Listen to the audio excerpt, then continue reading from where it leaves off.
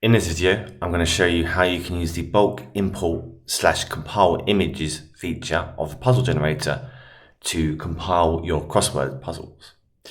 So, if I just go into the crossword generator first, just wait for that to load. Now, I'm not going to go through all the settings here and how it all works. If you do wish to know a bit more in depth of how the crossword generator works and how you can get the most out of it, please watch the video of how to use the crossword generator. So what I'm going to do here is I'm going to leave it on the default settings for now, and this will just create a crossword where I've got the grid and then the clues underneath. So I'll just do a preview to show you. So this creates a crossword like this. So if we click generate just to generate that and wait for that to complete. So obviously if you're publishing on KDP or on other platforms and you need to set margins and sizing and like the trim size, etc., this is where the bulk import/compile images function comes in handy. So we're going to load that here, and then what I'm going to do is I'm going to create a new file here, and then if I click browse, what I'm going to do is I'm going to browse to my puzzle folder and then enable folder 2 for my solutions, like so. And then because I already have the title on my crosswords, I'm going to leave this empty for both. And then I'm just going to put one image per slide so that I have just one crossword and one solution per slide. And then after this, the next thing we want to do is, for this particular crossword book, is our slide settings. So this is our page size. By default, it's 8.5 by 11 inches. You can, of course, change this if you wish. And then after this, we've got the option to insert a blank page after each page. So if you tick this, you'd get a crossword puzzle, blank page, another crossword puzzle, and so on. Now, perhaps most importantly here is the ability to set our margins. So this is our minimum top and bottom margin here. And again, these are all in inches. This is our minimum left and right margin. Here is our gutter margin, which just avoids the content getting sucked into the middle of the book if you've got a large book. And the horizontal space and the vertical space is again inches and controls the spacing between images if you have more than one per slide. Now we want to maintain our image aspect ratio, yes, because we don't want our puzzles to be distorted. We haven't got any titles, so we can just ignore that. And then we can save that. So then what we want to do is we can save it here. And we have a choice between a PDF, an OpenOffice presentation, or a PowerPoint file. And then you can, of course, import these into other software as well. For example, you can import it into Canva, open it into Photoshop, etc. But if I just create a PowerPoint file, so let's call this Crosswords 1, and then click generate to create. Just wait for that process to complete. Now, if I go into here and I show you, as you can see, I now have my crosswords already in a PowerPoint file, ready to save, to edit further, or to do whatever I want. Now, one of the main reasons to have the process like this is because it allows a lot of flexibility as to how you can compile your books. So, for example, if I go back in and let's close the image importer, and let's go back into crosswords. So by doing it this way, it allows greater flexibility as to how you can the layout of your crosswords, the styling of them.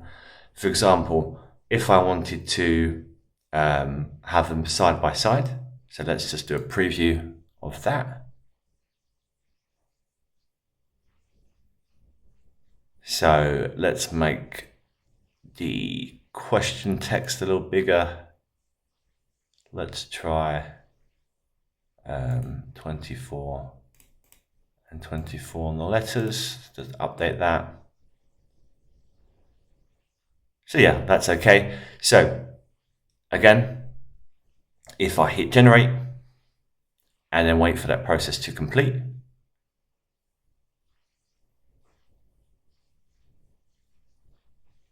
and then if I go back out,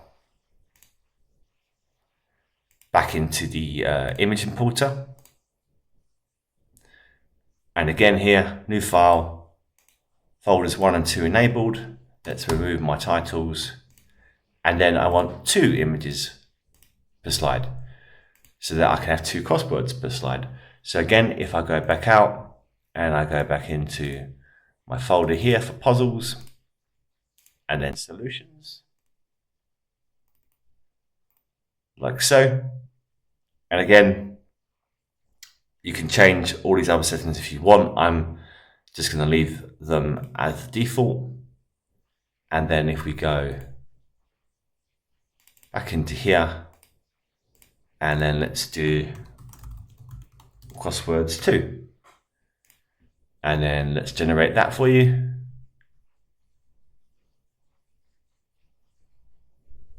And now that's complete. Let's load up crosswords 2.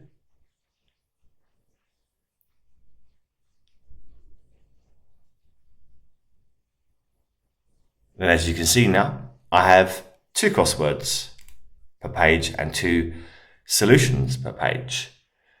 And also, you can also play around with a lot more different settings. For example, you might think, I only want to have 1 actual crossword per page. And, you want the traditional one with the grid and the questions underneath.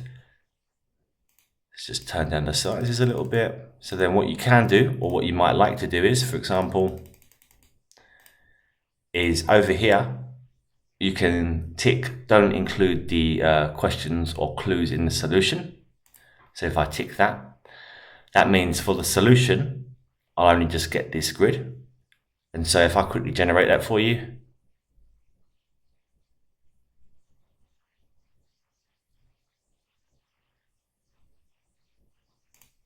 and then I go back out and back into the image importer. And then what I want to do is, obviously, for my first folder, again, I want my puzzles, and I only want 1 per page. And then for my second folder, I want my solutions. And then say I wanted 4 solutions per page. I mean, this is only based on 2 crosswords, but you'll see the format in a second. So everything else I want to leave the same. And then let's go back into here. Again, let's do a PowerPoint crosswords 3. Hit generate. Okay, and then if we go back here and we load up crosswords 3,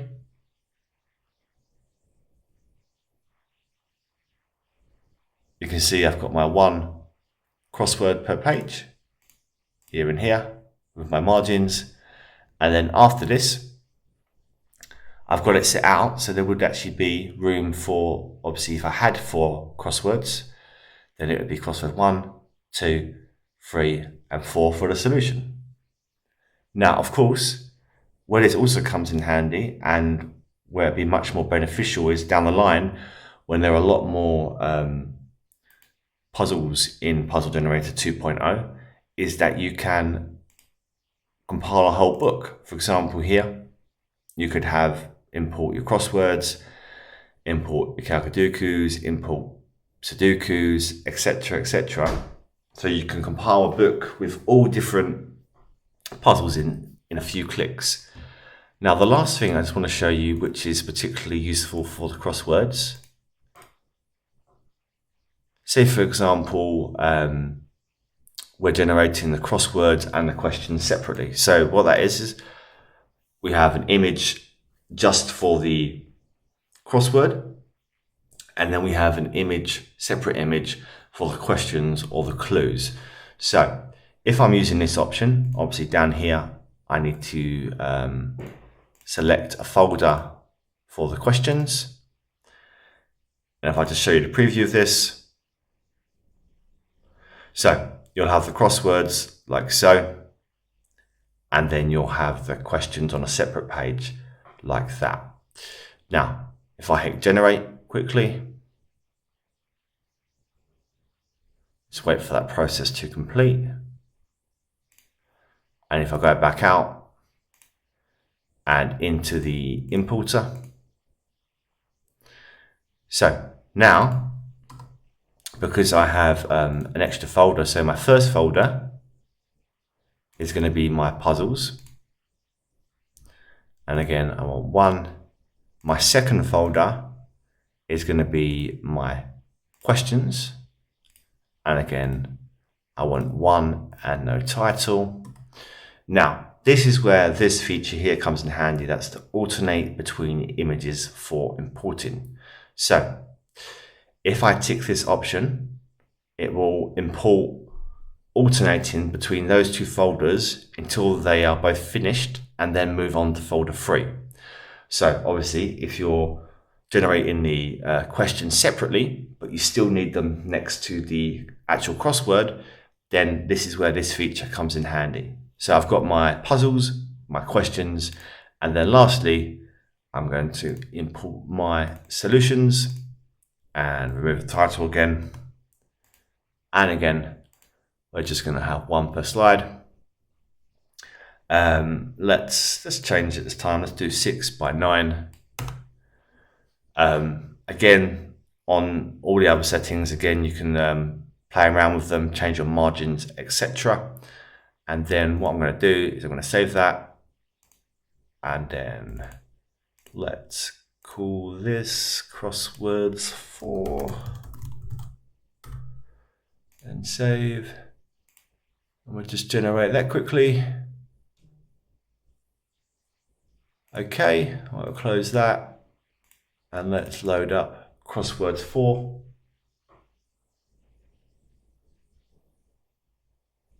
And as you can see now, I've got my one crossword per page.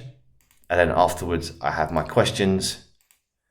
And then I just have my solutions. So I hope this quick introduction video on how to use the bulk image import feature of the puzzle generator to generate your crossword books helps you. Thank you for watching.